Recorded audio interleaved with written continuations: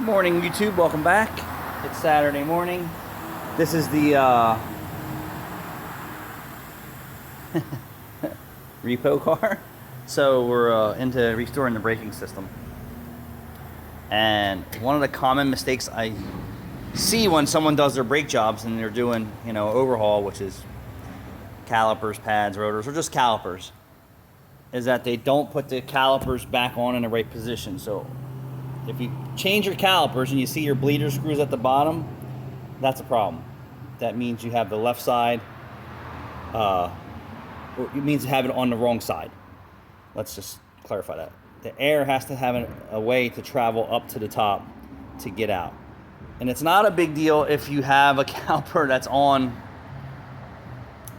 where the bleeder screws at the bottom.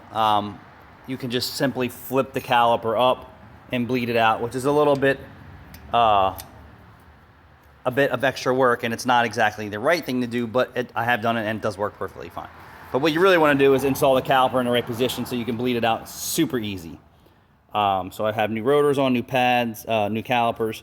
I didn't attach the hoses or hardware or pads yet, but I just wanted to show you some of the mistakes that I see here, and I don't see it very often. But you can see the bleeders at the top.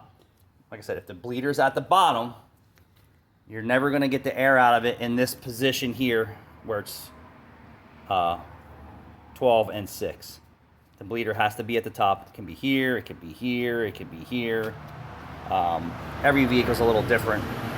There are some calipers, and more of the high-end exotic calipers, that they have bleeders all over the place. There is special bleeding procedures for those, but if you're not driving a 6-piston caliper or a 4-piston caliper setup, you don't really need to worry about a bleeding procedure on that. I'm sure there are some videos out there on how to do it, but we're just talking about regular caliper replacement. Pay attention to where your calipers, what the calipers look like, and you'll be surprised.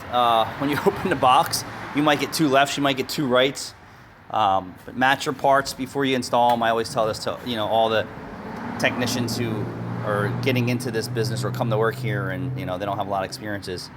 Always match your parts, and this way you can see what you're taking off and what's going back on, because the parts thing is such a nightmare. Thanks for watching.